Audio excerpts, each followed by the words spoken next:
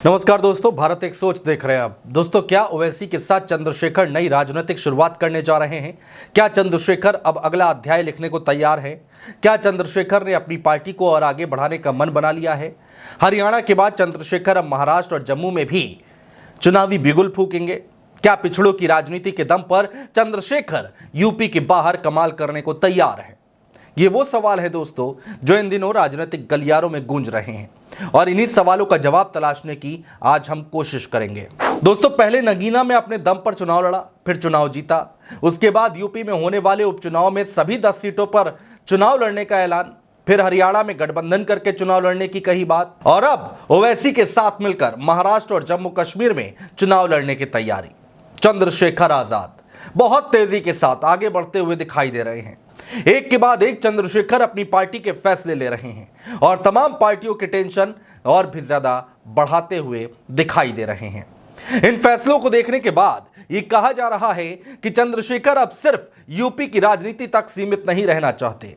वो यूपी के बाहर अलग अलग राज्यों में जो विधानसभा चुनाव हो रहे हैं उसमें भी पूरे दमखम के साथ चुनावी मैदान में कूदने जा रहे हैं। एक तरफ चंद्रशेखर ने हरियाणा में दुष्यंत चौटाला के साथ चुनावी समर में जाने का फैसला लिया, तो वहीं दूसरी ओर महाराष्ट्र चुनाव में असदुद्दीन ओवैसी के साथ अपनी किस्मत आजमाने जा रहे हैं। अंदर की खबर यह निकल कर आ रही है दोस्तों कि पार्टी जम्मू कश्मीर, झारखंड और महाराष्ट्र में चंद्रशेखर ने बड़ी तैयारी कर ली है। दोस्तों, हरियाणा में चंद्रशेखर 20 सीटों पर चुनाव लड़ने जा रहे हैं, खासकर अंबाला पलवल बेल्ट में। दरअसल दोस्तों, इन सीटों पर दलितों की अच्छी खासी आबादी है। ऐसे में चंद्रशेखर को लग रहा है कि इन सीटों पर उनको अच्छा सपोर्ट मिल सकता है। दोस्तों, चंद्रशेखर आगामी विधानसभा चुनावों में अपने उम्मीदवार उतारकर उत्तर भारत में अपनी राजनीतिक पैठ मजबूत करना चाहते हैं और चंद्रशेखर इसको लेकर अपना पहला कदम उठा भी चुके हैं। अब बारी है बाकी के राज्यों में पैठ बढ़ाने की। अंदर की खबर यह निकल कर आ रही है दोस्तों कि जम्मू कश्मीर में फारूक अब्दुल्ला के नेतृत्व वाली नेशनल कॉन्फ्रेंस के साथ बातचीत भी हुई थी, लेकिन फारूक अब्दुल्ला ने अब कांग्रेस के साथ गठबंधन कर लिया है। ऐसी बातें भी निकल कर आ रही हैं कि कई राजनीतिक दल चंद्रशेखर के साथ गठबंधन करके आगे बढ़ना चाह रहे हैं। कई ने तो संपर्क भी साधा है।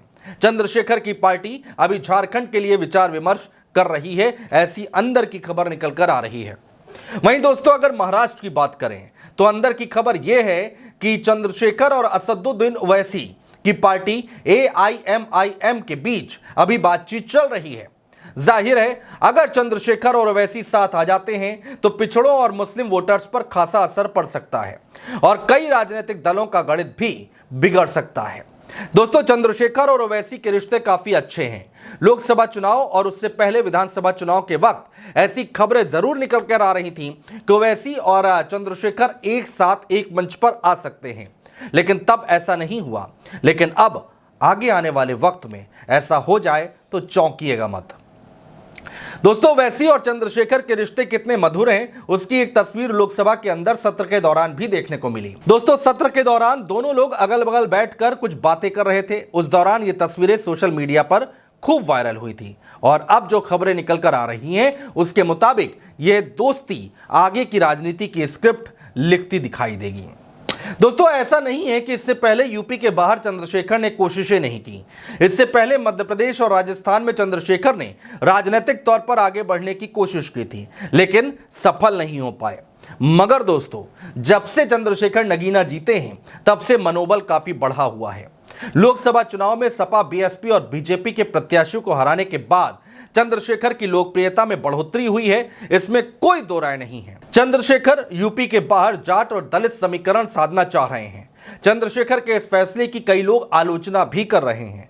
तर्क यह दिया जा रहा है कि यह गठबंधन कांग्रेस के वोटों में कटौती करेगा, जिसका हरियाणा में पारंपरिक जाट दलित वोट आधार भी है और इससे बीजेपी को मदद मिलेगी। लेकिन दोस्तों, यही तो लोकतंत्र की खूबसूरती है। कोई भी कहीं से भी चुनाव लड़ सकता है और अगर चंद्रशेखर यूपी की राजनीति के साथ साथ देश की राजनीति में नया अध्याय लिखने की कोशिश कर रहे हैं तो इसमें गलत क्या है। बहुत शुक्रिया दोस्तों।